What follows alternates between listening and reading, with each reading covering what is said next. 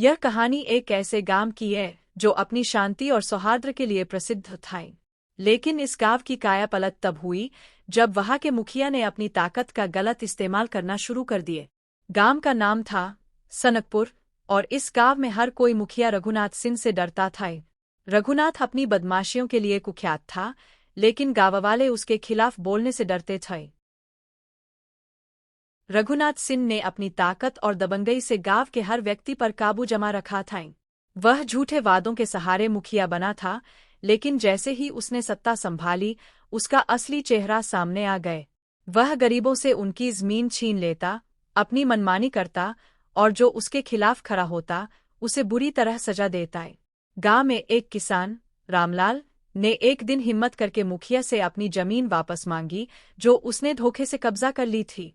लेकिन रघुनाथ ने रामलाल को बुरी तरह पीटकर पूरे गांव को संदेश दिया कि उसके खिलाफ जाने का अंजाम क्या हो सकता है। गांव में एक युवक, अर्जुन, जो पढ़ाई पूरी करके शहर से लौटा था, ने यह सब देखा है। अर्जुन का दिल गांववालों की दुर्दशा देखकर दुखी हो गए। उसकी मुलाकात चंपा नाम की एक लड़की से हुई जो मुखिया के अत्याचारों के खिलाफ आवाज उठाने की हिम्मत रखती थी। अर्जुन और चंपा ने मिलकर गांववालों को मुखिया के खिलाफ खड़े होने के लिए प्रेरित करने का बीड़ा उठाए। अर्जुन और चंपा ने गांव के बुजुर्गों से बात की और उन्हें मुखिया के खिलाफ साक्ष्य जुटाने के लिए तैयार किए।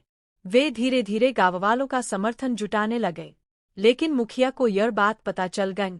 उसने अर्जुन और चंपा को धमकी दी कि अगर उन्होंने यह आंदोलन बंद नहीं किया तो इसके गंभीर परिणाम होंगे। अर्जुन ने हार मानने से इनकार कर दिए। उसने एक योजना बनाई कि कैसे मुखिया के काले कारनामों को उजागर किया जाए।